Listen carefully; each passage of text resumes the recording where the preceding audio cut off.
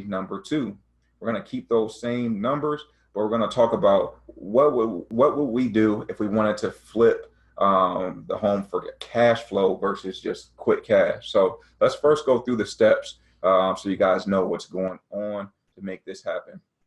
So again, we're looking at purchasing a home from a motivated seller. The second thing, after we purchase the home, we are going to make repairs to the home. We're also going to pay lot rent again, taxes and utilities. All those things are due. That's on us until we sell the home. And then we're going to market the home for a potential buyer. And then we're going to sell the home to the buyer. Sell the home to the buyer with seller financing. Basically, we are the bank. You as the investor, you are the bank. So let's go through this deal here. So again, the purchase price would be $2,750. Repair costs are the same at $1,000. Lot rent is $485. Utility costs would be $85 again. And then the profit, the sales price, we looked at $23,750. That's actually the sales price. We had an error here, but the sales price was $23,750. And then the purchase price and expenses. So to get our profit, we're taking the sales price minus the purchase price and expenses.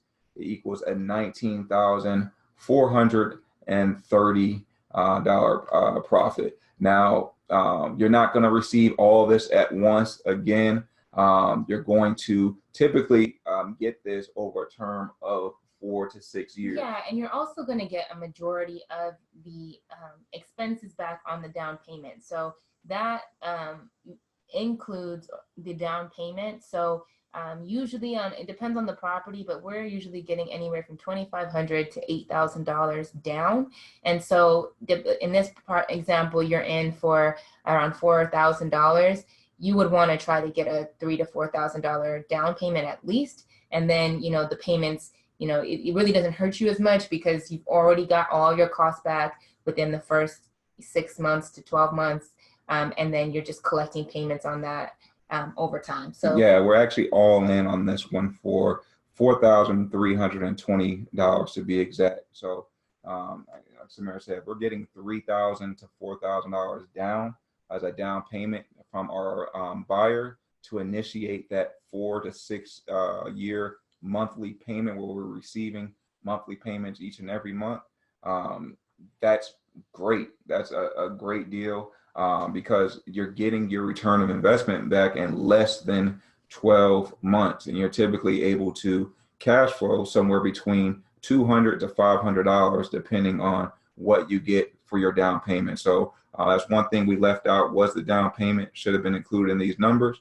But again, we're going slow, and so that we can explain that you want to make sure you get that so that it makes sense for you to act as the bank.